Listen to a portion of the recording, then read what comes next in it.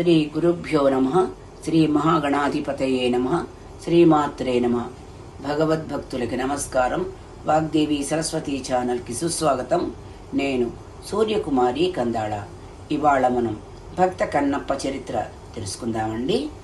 చలనచిత్రాల్లో చూపించిన విధంగా ఈ చరిత్రలు ఉండవు కనుక తిరిగి ఈ చరిత్రని మీకు తెలియజేస్తున్నానండి. పూర్వం చిత్తూరు జిల్లాలో కాళహస్తి ప్రాంతాన్ని నాగడు అనే ఒక బోయరాజు పాలిస్తూ ఉండేవాడు. అతని దేవేరి పేరు దత్త. బోయ కులానికి చెందినవాడు అయినప్పటికీ నాగడు మిక్కిలి ధర్మాత్ముడు. స్వపరభేదాలు పాటింపకుండా చక్కగా పరిపాలన కావిస్తూ ఉండేవాడు. ప్రాణమిత్రులు, బంధువులు అనే భేదం లేకుండా తప్పు చేసిన వారిని కఠినంగా శిక్షించేవాడు. సత్యాన్ని తప్పేవాడు కాదు. చెడు అలవాటుని ప్రోత్సహించడు, మన్నించడు. కులాచారాన్ని విడవకుండా ధర్మయుక్తంగా పాలన కావిస్తూ ఉండేవాడు. అతని భార్య దత్త కూడా భర్తకు తగిన భార్య. అసత్యమాడదు, అధర్మం అంగీకరించదు, కులదేవతల్ని కొలుస్తుంది, బంధువుల పట్ల గౌరవాభిమానాన్ని చూపుతుంది, అందరినీ ఆత్మీయులుగా చూసుకుంటుంది, పతికి ఎదురు పలకదు.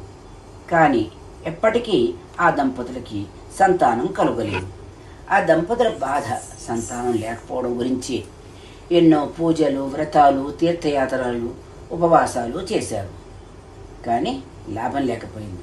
తుదకు ఎవరో చెప్పగా సుబ్రహ్మణ్య స్వామిని సేవించి ఆరాధించారు. అప్పటికి కానీ దత్త గర్భవతి కాలేదు. ఈ విషయం తెలిసిన బోయలు అందరూ సంతోషించారు. ఎవరికి తోచిన కానుకలు వారు రాజుగారికి సమర్పించారు. దత్త నవమాసాలు మోసి చివరికి ఒక శుభగడియలు పన్నంటి మగబిడ్డని ప్రసవించింది. రాజ్యంలో పుత్రోత్సాహ మహోత్సవాలు దివ్యంగా జరిపించాడు నాగడు. బాలుడు దినదిన ప్రవర్ధమానుడై పెరుగుతున్నాడు. చిన్నతనంలో నాముడు, కాముడు అని పిల్లలతో స్నేహం కుదిరింది. ముగ్గురు ఒక్కటిగా పెరిగేవారు. నాగడు తన కుమారుడికి తిన్నడు అని పేరు పెట్టాడు. తిన్నడు తిన్నగానే పెరగడం మొదలెట్టాడు. అన్నీ మంచి సుగుణాలే అలవడ్డాయి. అన్ని విద్యల్లో ఆరితేరి అసమానుడయ్యాడు. తండ్రి ముసలివాడైనందువల్ల తిన్నని రాజుగా చేశారు. తిన్నడు బోయరాజుగా తండ్రిని మించిన పరిపాలన కొనసాగించేవాడు. రాజులకి వేట క్షత్రియ లక్షణం. బోయరాజు తిన్నడు కూడా తన స్నేహితుడు నాగా కాములతో తరచుగా వేటకు వెడుతూ ఉండేవాడు. క్రూర మృగాలను కొట్టడం తినడికి ఇష్టం. వారు ముగ్గురు వేటకి వెళ్ళారంటే ఆ ప్రాంత ప్రజలకు పండగ.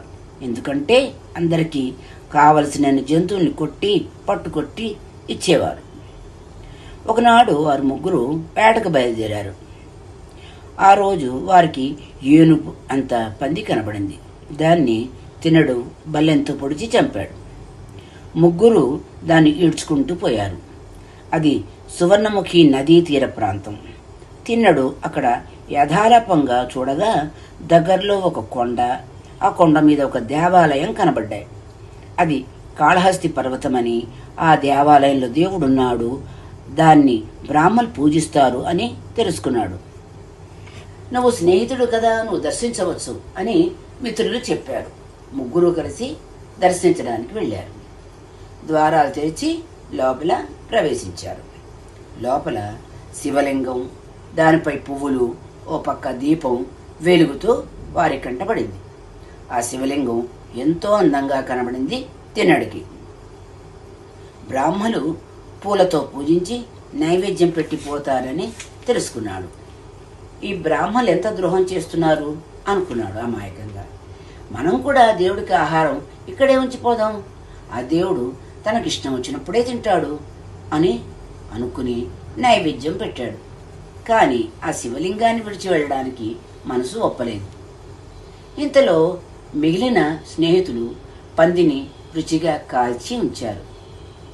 తిన్నడు రుచికరమైన మాంసాన్ని తీసుకుని కొన్ని పువ్వుల్ని మరొక చేత్తో పట్టుకుని నోటి నిండా నీరు పుక్కిలించి పట్టుకుని ఆలయంలో ప్రవేశించాడు. ఆకలిగా ఉన్న తన రాజు తినలేదు కనుక వాళ్ళు కూడా తినకుండా అనుసరించారు అతని మిత్రులిద్దరు. తినుడు చెప్పల కాలుతో శివలింగాన్ని శుభ్రపరిచాడు. పుక్కిటి నీటితో లింగానికి అభిషేకం చేశాడు. పువ్వులు లింగంపై ఉంచాడు. తను తెచ్చిన మాంసాన్ని లింగం ఎదుటి పెట్టి, ఈశ్వర నైవేద్యం ఆరగించు అన్నాడు. కొంచెం సేపు ఉంచి మళ్ళా వేటకి అరణ్యానికి వెళ్ళిపోయాడు. మరి కొంతసేపు వేటాడి ఇంటికి వెళ్ళిపోయాడు. మర్నాడు పూజారి వచ్చేసరికి శివలింగం చుట్టూ ఎముకలు కనబడ్డాయి. శివ శివ, ఎవరిలా చేశారు? కాళహస్తీశ్వరుడు ఇక్కడ వెలిసిన తర్వాత ఎటువంటి అకృత్యం ఎప్పుడూ జరగలేదు. ఏదో అపాయం రానున్నది, లేకపోతే ఇలా జరగదు. ఎముకలు పడవేసి అపవిత్రం చేసిన వారు ఎవరో కదా. శివలింగం భగ్నం కాలేదు కాబట్టి చేసిన వాళ్ళు మతాంతరవాదులు గారు, కేవలం అపవిత్రం చేసిన వారై ఉంటారు అని తర్కించుకున్నాడు. చేసేది లేక స్థలమంతా బాగు చేసి మంత్రాలతో శుద్ధి చేసి యథావిధిగా పూజ చేసి నైవేద్యం సమర్పించి తిరిగి గట్టిగా తలుపులు మూసి వెళ్ళిపోయాడు. మరికొంతసేపటికి అక్కడికి తిన్నాడు మిత్రులతో సహా వచ్చాడు. చూశాడు.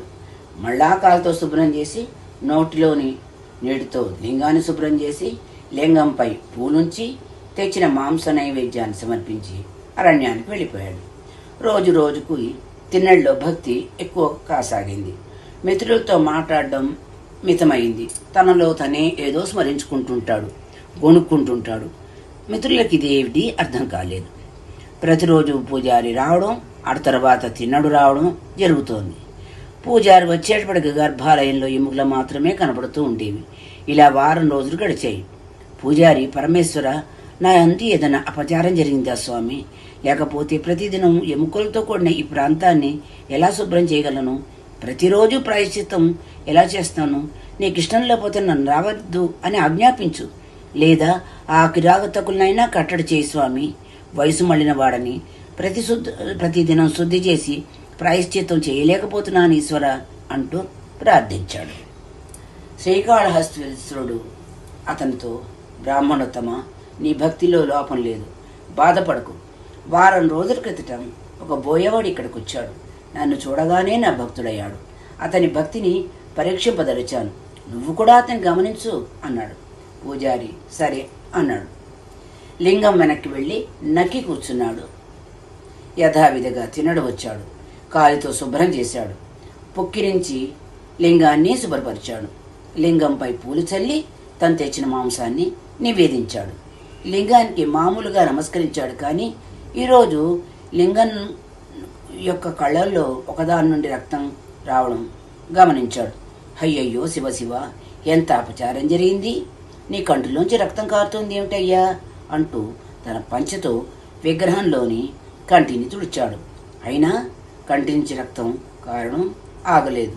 పలుమార్లు ప్రయత్నించి చూశాడు. ఫలితం లేదు. మూలికలు ఎన్నో తీసుకొచ్చి ప్రయత్నించాడు. తనకు తెలిసిన చికిత్సలు అన్నీ చేశాడు. ఫలితం లేదు. ఏం చేయాలో తోచలేదు. ఇది కాదు అని అనుకున్నాడు. అమ్ముల పొదిలోంచి ఒక సూదంటు బాణం తీసుకున్నాడు. దాంతో తన కన్ను ఒకటి పెకలించి ఈశ్వరుడి కంటికి అతికించాడు. వెంటనే అది అతుక్కుపోయింది. ఆ ఈశ్వరుని కన్ను బాగుపడింది. రక్తము ఆగిపోయింది. అమ్మయ్యా అనుకున్నాడు.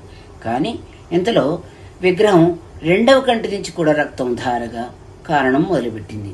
ఈసారి తిన్నడు ఇక ఆలస్యం చేయలేదు. వెంటనే తన రెండవ కంటిని కూడా తొలగించుకోబోయాడు. కానీ కన్నప్ప ఆవు అంటూ కాళహస్తీశ్వరుడు సాక్షాత్కరించి తిన్నని చెయ్యి పట్టుకున్నాడు.